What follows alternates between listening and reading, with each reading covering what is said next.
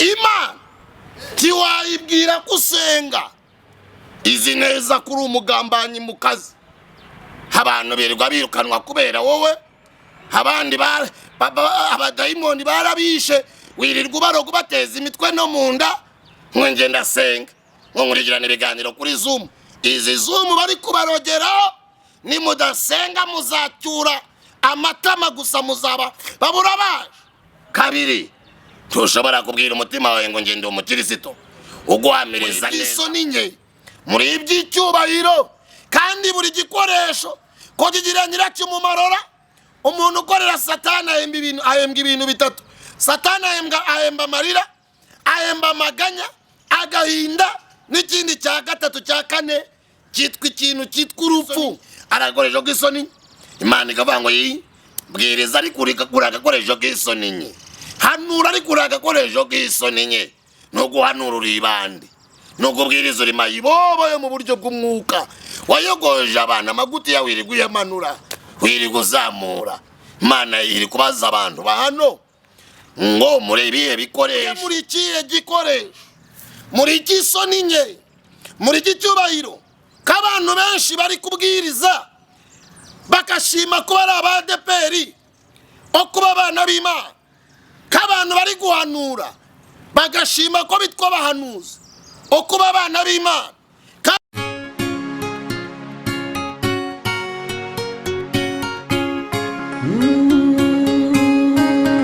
Emana we, Yesu we, ingoma yawe ni amamare. Reka tubasuhuze kandi tubifurize amahoro y'Imana, umugisha Imana itanga ubane namwe kandi ubane namwe ibihe byose. Kuko mubibona kuri kamera zacu turi kumwe n'umukozi w'Imana, si ubwa mbere tubanye, ubushize twarabanye, kandi nyine narababwiye ngo byanga byakunda muri uyu mwaka no gushaka abakozi b'Imana noneho nibuze bashobora kutuvugira Imana neza. Uraho neza mukozi w'Imana? Muraho neza. Yesu ashimwe. Yesu ahimbazwe Pascal. Amakuru y'iminsi muvande? Ubugingo ni buzima, naho mu buzima busanzwe byo buhora ari imvange. Yego.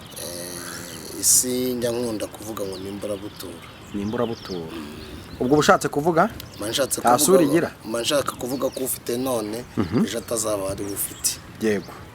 Ibyo rwose ejo akaba ministre. Yego. Ministre ejo akaba umuhinzi. Yego. Iyo ni umwarimu bita igihe. Ni isi yonyine ijya ibitanga. Mu isi umuntu ava hasi. Yego. Ava hejuru ajya hasi. Ariko ku Mana siko biri. Yego. Ku Mana uva hasi ujya hejuru. Ariko mu isi itanga ikinyuranye. Yego. Isi uva hejuru ujya hasi. Ku Mana uva hasi ujya hejuru. Okay. Imana n'ibihembo Satani atanga n'iby'Imana itanga biratandukanye. Satani aguha amafaranga. Yego. Akaguhemba amarira. Yego. Imana iguha amafaranga ikaguhemba kurama n'ibyishimo. Niyo mpamvu umugisha Imana Bibiliya ivuga ngo umugisha Imana itanga ntago ijya yongeraho umubabaro. Buriya hari umugisha ugira umubabaro. Sinzi nimba ushobora kubitandukanya. Ndabyumva. Hari umugisha ugira umubabaro, hakaba n'umugisha utagira umubabaro. Abana ni umwanda uturuka ku Uwiteka. Yego. Wagiye mu bapfumu bakamuha insinzi agatera inda agabyara umwana, ni umugisha umwana. Yego. Ariko uwo mugisha uherekejwe n'amarira. Ariko umuntu wasengeye umwana akamara imyaka 15 cyangwa 20 atabyara, Imana ikamubwira ngo nzaguha gukikira, nzaguha hungu, nzaguha kobwa. Yego. Imyaka 20 igashira. Yego. Abantu bakamwibagirwa. Imana yirazirikana. Imiryango ikamwibagirwa. Agiye bavuga ati uyu muntu avuka mu bwoko bw'abashingwe. Birya bavugaga by'Abanyarwanda usibye ko bitakibaho, ariko ngo baravango batera umwako. Yego. Akaba ariko bavuga.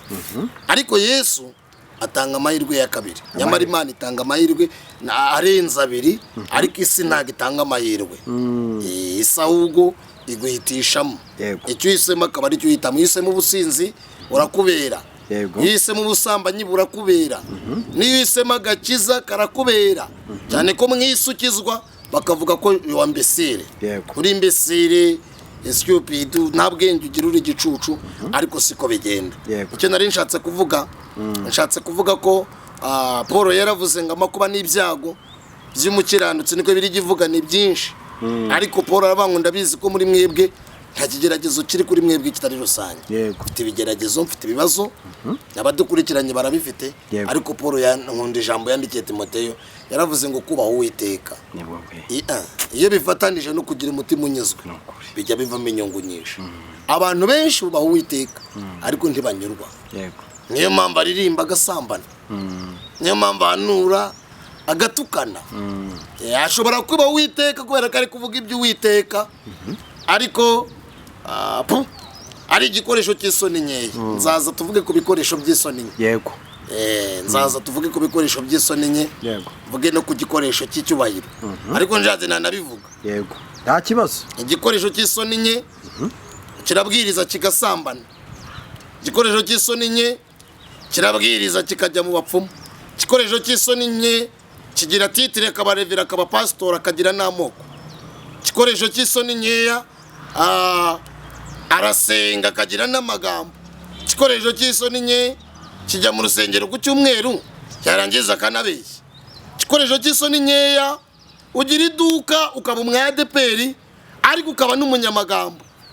Igikoresho cy'isoni nkeya. Paul yabivuze iki? Yandikiye Timoteyo aramubwira ngo ujye wirinda muri byose. Mu marushanwa habamo ibintu bibiri, nta waba umusirikare wa Kristo niyamara yishyire mu by'ubugingo abagenejeje uwamwandikiye igisirikare. Aramubwira ngo usiganwa yirinda muri byose, ntago areba ku ruhande. Oya, mbaza impamvu mbivuze nuko ndi kubona abantu basiganwa ariko bari kureba, bari kurangaguza, ntago bari kureba igihe Imana yabafatiye. Yego. Ariko nta muntu waba umusirikare wa Kristo cyangwa ari mwartest cyangwa arimo yirukanka asiganwe areba abakobwa bambaye ubusa. Oya, ntago yasiganwa areba abafite nyashi na nyashi. Oya, Gumama. nta waba umusirikare wa Yesu ngasiganwe yareba ngabantu bafite fosete n'abambaye high heels. Ariko mbonye abantu basiganwa ariko bakanareba n'abambaye impene barebe. Ntabwo reka ari umugenzi ariko akanambara impene barebe.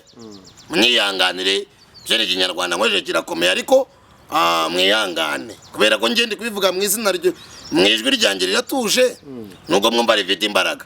Ariko se Yesu ameze atera niho byoroheje ku Mana. Harya mwarabyoroheje bya Yesu abantu bazigaye barabyoroheje cyane. Yesu yaje yoroheje ibintu niko abantu bazigaye bavuga. Yesu yarabyoroheje. Buriya ko yarorobyoroheje Pascal. Oya. Kubera ko Yesu yaravuze ngo oya barabanga utarakora icyaha nta mutera ibuye. Nikabigiye bari kubwiriza. Ariko Yesu yaravuze ngo utarakora icyaha nta mutera ibuye. Bo bari bazanye ibihamya. Bavanga amategeko ya Mose n'ibimenyetso bya Mose. Biragaragara ko uyu muntu yasambanye bamutera amabuye. None uramuvuga iki?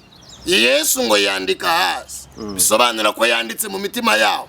Buri wese aragenda yirondura. Aravuga ngo mwumvise ko amategeko ya Mose yanditswe ngo ntihazagira usambana, ntihazagira uwica. Ariko ngenda bihinduye uzararikira amaso agakanura gusa. Avuga ngo yewe ngo ndebera ngo ari amavi azatura ubusambanyi. Ubu rero dufite abantu basiganwa bareba amavi barangiza bakavuga ngo harya ngo usengera ngo none se ngo umuririmbyi. Dufite abantu bashumbye ihene badajumbye inama kubera ko nta waba umusirikare wa Kristo ngo yigire mu by'ubugingo ngo abagenejeje wamwandikiye igisirikare. Oya, usiganwa asiganwa areba iyajya. Paul niko yavuze, yaravuze ngo ndasiganwa ntago meze nk'umuntu utazi yonjya. Oya ye, ndamaranira aho dutanguranirwa, ndashaka gusingira icyo Yesu yamfatiye. Ndaterana ibipfunsi yari yarize mahigeri azina dedu azina shotokani, ariko abiregera bango no ndaterana ibipfunsi simpusha.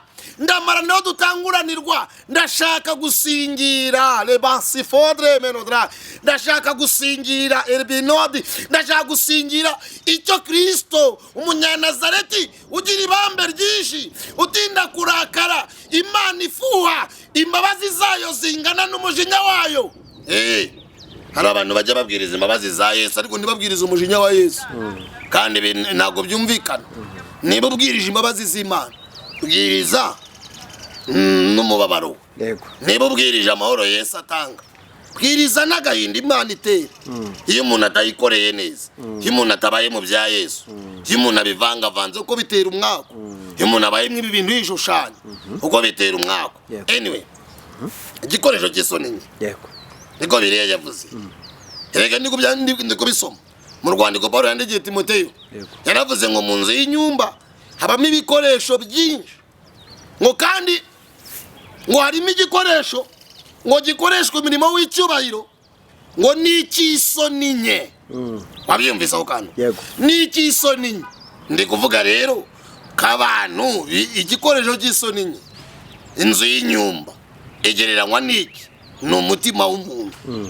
Navaje iki? Reka ng'urugero rw'intebe zo muri salo bita diva, uzigereranye na ka gakoresho bise rya zina. Hari abantu baba mu nzu bafite amadiva ariko badafite amatuwarete mu nzu, ariko saa 9 z'ijoro ntiyasohoka ngo ajye hanze kuri tuwarete cyangwa ajye kwihagarika. Hari akandi gakoresho rero kamufasha umurimo usimbura tuwarete, bagise amazina arako bita rya zina ngo ry'abantu bakuru. Hari abagize mukecuru, hari abagize ngo Shantari, ako kako ni kaka, abandi bakita kajore kandi akadobo. Byose ni ibikoresho by'umuntu. Genda kugira ngo byumve neza, ako gakoresho iyo umuntu yaraye agakoresheje karara muri chambre principale cyangwa mu cyumba cy'ururyamiro.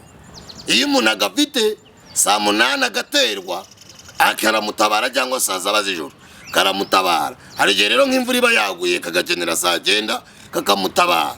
Iyo kamutabaye ntagashobora kubyuka abantu bareba, kabona n'abantu babaye mu mazu navuga dukodesha, tuba mu mazu dukodesha nyine abamo abantu benshi, ahubwo ukabyukana saa 11 cyangwa saa 12 abantu bagiryana, warangiza ukajya kumena bya bintu byawe muri tuwarete, warangiza kubigiramo ukakoza neza, ugashyiramo kawomo gira umusirimu, ubundi hari abagashyira hejuru ya tuwarete wa mwuga ukavamo. Ako ni agakoresho. Ariko naratangajwe n'ibintu bibiri. Kariya kantu ko gafite agaciro mu masaha y'ijoro kandi kakaba kajya mu cyumba, ubundi ahantu hatatu hasirimutse mu rugo rw'umuntu n'ahantu hatatu. Ahambere hasirimutse ni muri chambre principale. Buriya nugira urugo rwiza ukaba uri mu nzu nawe ndabigukundishije uzagerageza urare mu cyumba cyiza. Ahandi hakabiri hasirimutse ni mu nzu mbera byombi. Iriya nzu iberamo ibintu byombi bya bindi nyine abantu batayerewe ibyo mvuze. Muri tuwarete buriya nawe agomba kuba ahantu heza azirimutse, kuko hari mu hantu ukenera kujya kenshi ku munsi.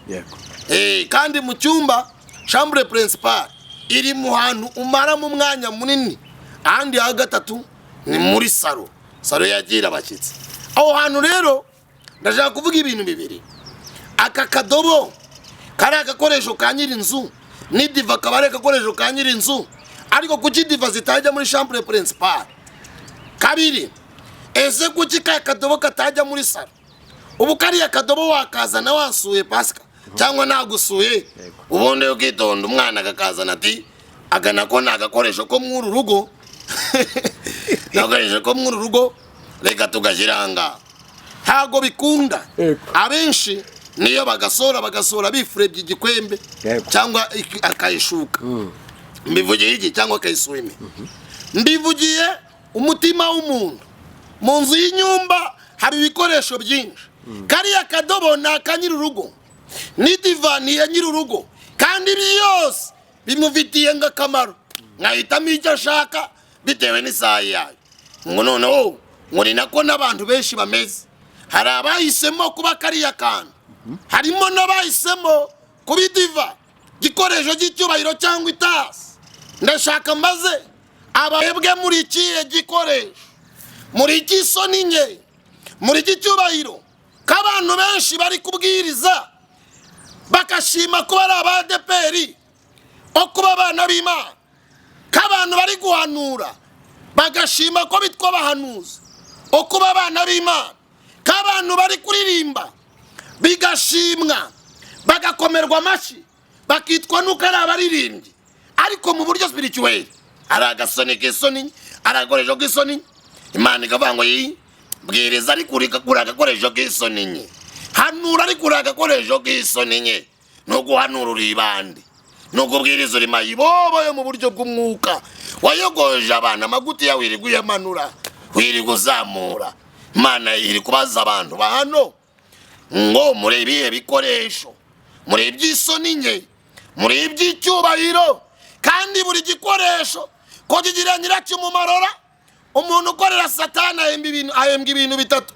Satani ahemba amarira, ahemba amaganya, agahinda, n'ikindi cya gatatu cya kane cyitwa ikintu cyitwa urupfu. N'ibyo bintu Satani ahemba. Imana igahemba ibindi bintu, ihemba amahoro yo mu mutima, haleluya, ihemba ibyishimo, vuga ngo amen. Ariko Pascal, igahemba kunyurwa, kandi igahemba n'ubugingo buhoraho. Ibyo ni ibihembo by'abagenzi bahatanye bayirimbana gusiganwa bari mu buryo bw'umwuka. Imana ihemba umunezero. Bible yaravuze ngo umugisha Imana itanga ntabwo ijya yongeraho umubabaro, kandi ijya yongeraho amaganya, kandi itanga ibyishimo. Agakiza ka Yesu Kristo, umuntu wakijijwe, hari ibintu bitatu Imana imuha. Part 1, Imana imuha amahoro yo mu mutima. Part 2, Imana imuha kunyurwa. Part 3, Imana imuha ibyishimo. Mu muntu uri benoti fodra, umuntu wakiriye gift bita agakiza, imigisha yo mu gakiza k'Imana irya twahawe kubw'ubuntu bw'Imana, ni amahoro. Israel yashaka ntigi yabona intambara z'isi, ibihugu bararwana bashaka amahoro, yewe nibayabona. Hari n'ibihugu birwana ngo biri kubungabunga amahoro. Turabazi imiryango ikaze nishinzwe ngo guharanira amahoro, ariko nibo bashinzwe guteza ibihugu bimwe ubukene, ibindi ni inzara. Ariko muri Yesu mu nkuge nta mushigubamo. Imbeba ni pusi, mu nkuge birabana. Umukire n'umukene mu gakiza baranyurwa, uwize n'utarize muri Yesu buzura umwuka wera. Inzobe n'ibikara biranyurwa. Ilbenodi forewele wandi driminodra ilelandi legoliwe. Gikoresho cy'icyubahiro, gikoresho cy'icyubahiro bita agakiza ka Yesu Kristo dila fori wadra. Uri gihe gikoresho, my dear friend. Écoutez mon ami, uri kuranyumva neza, uri gihe gikoresho muri uyu mwaka 2025. Imana irimo irabaza 2025, uri gihe gikoresho, uri gisoni nke. Hari abantu muri kubivangavanga ibintu bya Yesu, ntaga gakiza ari Imana, ari inyanya z'ikimene bagenda babunza ngo kiriya make ndaguha, hoya. Agakiza kararyoha, munagenda ari feridi yacu, ari agakiza, ari fiye, ari kubata mu very proud. Ndumva nishimye ko ndi umugenzi ujya mu ijuru, ndumva nishimye naho abantu batamenya, naho imiryango itamenya. Niko umusuwedi we yaririmbye w'108 yaravuze ngo nge nzahora ndiwe every time, every minute. Aravuga ngo mu bintu byose ngeze kugupfa. Uri gihe gikoresho, my friend. Wahisemo kuba igikoresho cy'icyubahiro cyangwa ubwiriza uri gisoni nkeya? Abantu bahano kw'Imana irahari, Imana irababaza. Muri ibihe bikoresho ko muririmba, uri gihe gikoresho, goye yawe niyi magambo agusokamo naya. Erega ibintu mwarabyoroheje, Imana yarambwiye ngo igiye kwerurira abantu. Mwarabyoroheje ibintu byo muri gihe, mwarabyoroheje ngo ntukabwiza abantu kuri, ngo yangira iryo jwi ngo ririmo rirakanga abantu. Kikubwira ko mwabaye aba contre 6. Hari abantu benshi basenga bafite ibihano bitatu Imana yahannye. Hari abantu babwiriza bafite ibihano bitatu Imana yahannye. hari abantu bashumbye bafite ibihano bitatu Imana yahanye Eli Imana yamuhanye igihano cyo gukenyuka, imuhana igihano cy'ubutindi butunze, imuhana n'igihano bita kutanyurwa n'ibyo Imana yamuhanye. Yamutumye abahanuzi babiri, umuhanuzi wa gatatu niko yaje avuga. Icya mbere yaramubwiye ngo kuva uyu munsi nta munezero uzongera kugira. Uzi ko ari abantu bari mu nzu y'Imana badafite umunezero w'Imana, niyo mpamvu barebera agakiza mu makoti, banze kurebera imbuto, banze kureba agakiza k'ijambo ry'Imana. Basigaye ngamba nkuriya ze ngo yambaye ati wa mupfapfa we, yambaye ati wakoze iki? Yo imuhana igihano cy'ubutindi butunze, igihano cy'ubutindi butunze. Hari abantu badukurikiranye bafite igihano cy'ubutindi butunze. Iyo umuntu afite igihano cy'ubutindi butunze, yewe reka mbabwire igihano cy'ubutindi butunze. Umuntu arabwiriza ariko agasambana kandi afite umugore we. Dore abantu bari kutureba we. Yo mbega ibihano by'ubutindi butunze we. Ubu ugeze ku rwego ubyarana n'umugore abana babiri, batatu, bane. Imana niyabyemeye wantumbiwe. Ibyo itemeye ni ibi ngo isu wawe. Ariko mwabapfapfa mwe, ninde muntu wabarozi? Nkuriya ngo suwa isi yarabyoroheje, impuguro mwarazakiriye. Umva mberurire, hari ibintu isi bemeramo mu ijuru, harimo towa, harimo inyuguti bita igisi. Cyane n'umuntu kane gatanu. Nkuriya ngo so wawe Imana ngira byanze, kitabyanza gutera inda ya mbere n'ibyange umutera inda ya kabiri. Ibyanze ubu ngubu maze kugira imodoka harisha niko mada. Ibyanze ubu ngubu sigaye wisiga ka parfum, sigaye humura nk'abandi, urabiyanze. Mwereka ngo n'ubundi nkuriya ngo twaje tudahuje ubwoko, mwereka n'ubundi nkuriya ngo ntago ari umusinga, ngo namweke mu nkuge nta mushi ubamo. Ingwe n'intare birabana, urukwavu rukabwira ipusi ngo gabanya amarere. Yego imbeba ikabwira ipusi atumva ushanzwe unshinga aho turaziranye, ariko mu nkuge nta mushi ubamo. Warakijijwe wiyoberanya. Uruwo ku cyumweru nyine nimba uri umudivandisite w'umunsi wa karindwi waramaze kuba umudivandisite byaguhinduye iki? Nimba uri umwadeperi ngo ndo umwadeperi ngo no mu maraso ngo n'Imana irabizi, uri kwikanashura mu bikiza nakavukire. Kuri umwadeperi byaguhinduriye imbuto. Abantu byahinduye ni bangahe? Ngo nge urabyumva ngo nge poso wanjye ni ngo yitwa Minyoni, nga poso wanjye ngo yitwa Gitwaza, nga poso wanjye muzatahira muzaba nka ya yindi yari inuza igasigara ku rurondwe. Nahira ko mutazatahira amazina. Yesu yarabataye. Hari abantu bagiye gushakira Yesu ikatepori, Isamariya. Yesu yigereye ikatepori, Yesu yambutse bagiye kumujagera ikatepori. Nyamara Yesu yagiye Samariya kera, yagiye kwivuganira n'umudamu w'umunyabyaha. N'abantu ngumva ngo twariye ngo twahaze, ngo uzi ibintu Yesu yadukoreye. Abantu baraza, kivunge kiraza. Yo mbega ingwiza murongo ziri muri iki gihe. Narindi ku gikoresho cy'isoni n'igikoresho cy'icyubahiro. Uri gihe gikoresho niko Paulo yanditse, abantu mu nzu y'inyumba harimo ibikoresho iby'isoni nye n'iby'icyubahiro. Ariko muri gikoresho ngo kigirira nyiracyo umumaro. Wahisemo ikihe? Abantu bakubeshya ubugingo, nawe uribeshyera n'ukuri kuye mu ijuru. Erega hari ibintu bitatu bitajya bibeshwa. Imana tiwayibwira kusenga, izi neza kuri umugambanyi mu kazi. Abantu birirwa birukanwa kubera wowe, abandi abadayimoni barabishe, wirirwa ubaroga ubateza imitwe no mu nda. Ngo ngenda senga, ngo nkurikirana ibiganiro kuri Zoom. Izi Zoom bari kubarogera, ni mudasenga muzacyura amatama gusa, muzaba babura baje. Kabiri, tushobora kubwira umutima wawe ngo ngende umukristo uguhamiriza neza kuri umupaga. Gatatu, tushobora kubwira Satani ngo ngiye singukorera kandi ufite piyesi yo kubeshya. Uvuga ko utabyarwa na Satani se gute kandi uri umugambanyi?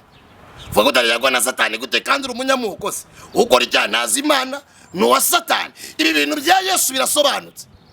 Yego babagiramo imiyaga rero, ngira bivivuye ngo hoyanga urumva mukozi w'Imana agakiza kagiye kuba on top uretse kwategeze kanava kuri rivaje kagezweho ubu none agakiza kararyoshye sha aho umuntu ari gukirizwa mu bagome izira kubwira ati kora ubugome nawe ihorere yeza akubwira ati hoya ntago twebwe turwanisha Mayigeri na Tsuki intwaro zacu n'iz'Imana hano bagagenda n'ibihano bya gihano cyo gukenyuka tuzi ko dufite ibikenya byinshi wowe pastor ibikenya byinshi biradukurikiye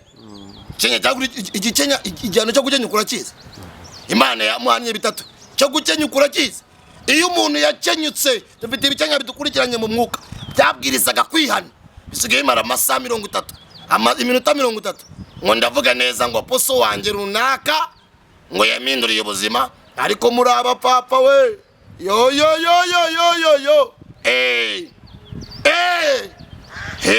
mu giswahili bajya ngo ni bandi nimba ari igiswahili nimba ari igifaransa ntago mbiza ako kantu ariko bandi ngira ngo ni igifaransa simbizi swahili bava ngo ni mwizi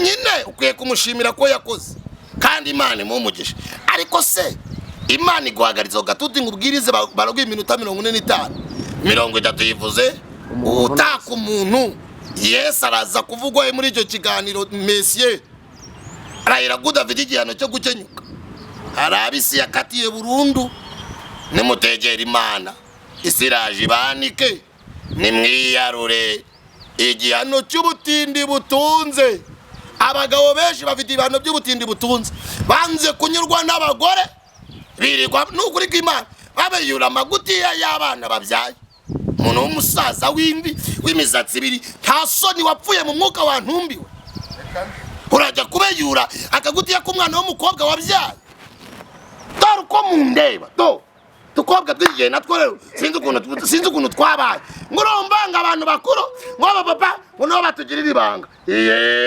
yego igihe kirageze Imana yarambwiye ngo nzabwira abantu ngo icyo umuntu yagaburiye kigiye kubyibuha wowe wagaburiye uri gihe gikoresha mwana w'intama w'Imana uzimba bazi nyinshi uziye kugira neza zigira mu butumwa wembura imitima ubwenge bw'Imana bugaragare umwuka wera w'Imana amenagura ibicaniro by'abadayimoni la folie welige sodra emerodra chez la grande di fodik la folle la grande semel gloni wel glad neza y'Imana imenagura ibicaniro by'umwijima imbaraga ya Kristo Yesu isenye imbaraga zikuzimu mwuka wera akora imirimo mu izina rya Yesu amen. Imana yawe ya telefone ari wewe intambutsa 0717 Imana ibaho umugisha. Turi mu gihe cy'imvura itumye tudakomeza ariko umukozi w'Imana tuzongera tumuhamagare kandi tuzagirana ibiganiro kenshi umukozi w'Imana Yesu aguha umugisha. Murakoze cyane. Shalom.